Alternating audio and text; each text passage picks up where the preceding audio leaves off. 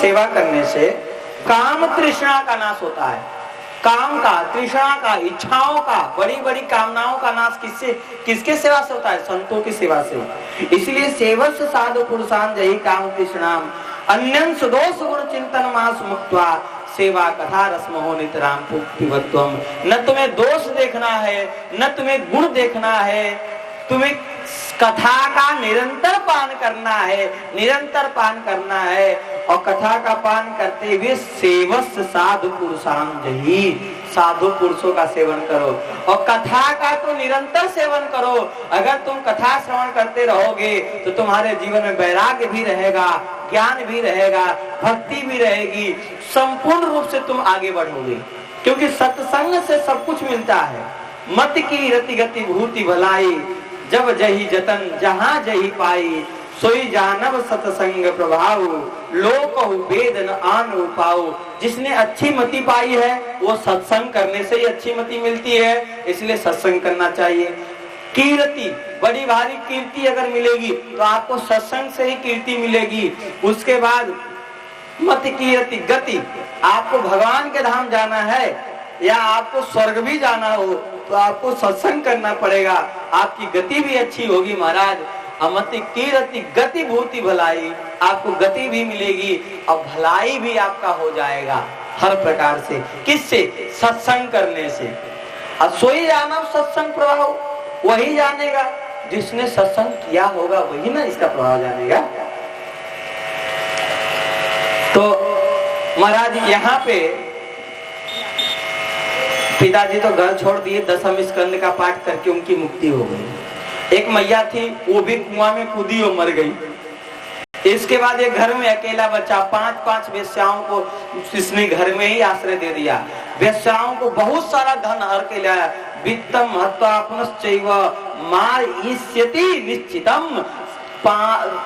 अगर इस धन का खोजबीन अगर राजा कराने लगेगा तो ये तो मारा जाएगा। ऐसा बात का विचार करके 5 वेश्याओं ने सोचा कि न रहे बांस न बजे बंसुरी, इसको हम ही लोग मार देते हैं, आज नहीं तो कल मरना ही है। तो वेश्याओं ने, जो जिससे प्रेम करता था, उन वेश्याओं ने ही बांध लिया और बांध कर 5 वेश्याओं ने मारना शुरू किया। और मारते मारते अधमरा हो गया, नहीं मर रहा था। जलती हुई अंगार उसके मुंह में डाल दिया, फिर भी नहीं मरा तो धरती में खोद कर गाड़ दिया। अब उसी में तुम जियो या मरो कोई मतलब नहीं है। तो भयंकर जब छटपटा के प्राण निकला, क्योंकि पापी का प्राण जल्दी नहीं निकलता है, बहुत व्याकुलता पूर्वक निकलता है। सुनो, पाप का फल होता है। बहुत सारे लोग बहाना कर देते कि मैं जीव हत्या इसलिए करता हूँ, उसलिए करता हूँ, ऐसे करता हूँ, ऐसे करता हूँ। सुनो, तुम्हें लगता है कि तुम जीव को भूज के खा जाओगे तो तुम्हारा कुछ नहीं होगा। गाड़ी चलते चलते एक्सीडेंट हो जाती, आग लग जाती, मर जाते हैं लोग, उसी में घुटा जाते हैं, राख हो जाते हैं। प्लेन केस हुई, 242 लोग मर गए, उसी में ऐसे भुजाए पड़े थे, एकदम काला शरीर, बड़े बड़े घर के थे, करोड़पति घर के थे, कोई बचाने वाला नहीं था। कितने लोगों की तो लाश भी नहीं मिली होगी, ये बात बता रहे हैं आपको। जितने लोग मरे, कितने लोगों की लाश भी नहीं मिली होगी। भैया, उसने सबने पाप किया था, सब लोगों ने पाप किया है और पाप का फल मिलता है। प्रकृति दंड देती है, बड़ा भयावह दंड दे देती है। क्यों? विदेश रहते ही थे, नाना प्रकार के पाप किए होंगे, पाप के परिणाम स्वरूप दुख आता है और उसी पाप के परिणाम स्वरूप मरे। हम लोगों को बुरा लगेगा कि वो उधर बोल मर गए, महाराज जी कह रहे पापी थे। अरे भाई, बिना पाप के कोई कर्म नहीं होता है, बुरा कर्म होगा ही नहीं आपके साथ। एक बच गया, इतने में ना बच गया कि नहीं? सब मर गए, एक बच गया, यानी एक ने बहुत भारी पुण्य किया होगा तभी ना बच गया। ये भी तो आश्चर्य की विषय है। इसलिए पाप करने से बचना चाहिए। आगे कहते हैं, गोकर्ण जी आए, इधर गांव वालों ने कहा, अरे तुम्हारे घर में बहुत भारी भूत प्रेत का आक्रमण है। गोकर्ण जी समझते थे कि मेरा भाई लगता है मर गया है, तो अपने भाई और माता पिता सबके लिए जाकर पिंडदान किया। जहां तहां सब जगह पिंडदान किए, गया में भी पिंडदान कर दिया। और पिंडदान करने के बाद अपने घर में आए और जैसे ही आके रात्रि निवास किया, रात्रि में एक भेड़ आया, वो बकरा हो गया, बकरा से भैंस हो गया, भैंस से फिर पुनः इंद्र हो गया, अग्नि हो गया, पुनश्च पुरुषो भवत्, पुनः आदमी हो गया। कहने लगा कि भाई ये तो कोई प्रेत है, और जो प्रेत है वो उसकी गति दुर्गति के लिए आता है संतों के पास। अगर प्रेत संतों को दिखाई देवे ना तो डरना नहीं चाहिए, क्योंकि वो दुर्गति हो गया होगा बेचारे का, इसलिए आया था कि हमारी सदगति करा दीजिए। आगे बढ़ जाओ, इधर इधर बैठ जाओ। तो दुर्गति पूछा है तुम कौन हो, कौन हो? कि मुआ प्रेत पिशाचो वा, प्रेत हो, पिशाच हो, राक्षस हो, क्या हो बताओ, संस हो, क्या हो? उसने इशारे से कहा मैं बोल नहीं सकता, इसीलिए क्योंकि प्रेतों को बोलने की शक्ति छीन ली जाती है। वो पानी नहीं पी सकते, वो भोजन नहीं खा सकते, भयंकर व्याकुल रहते हैं, दिक्कत में रहते हैं महाराज, और भयंकर दुखी रहते हैं। कहते हैं उस प्रेत ने इशारा किया कि मैं बोल नहीं सकता, तो हाथ में जल लिया और हाथ में जल लेकर ततो अंजलो जलम कृत्वा गोकर्णस्य मुदैरयत, हाथ में जल लेकर उसके ऊपर फेंका, उसको बोलने की शक्ति आ गई। उसने कहा प्रेतवाच अहम भ्राता तो दियोस्मि धुंधुकारी नामत, मैं तुम्हारा भाई धुंधुकारी हूँ, अशोकीय नैव दोषेण ब्रह्मत्वम नाशितम मया, अपने ही दोष के कारण अपना ब्रह्मत्व नष्ट हो गया, अब मैं क्या करूं? प्रभु हमें बचा लो, हे भाई मेरी रक्षा करो।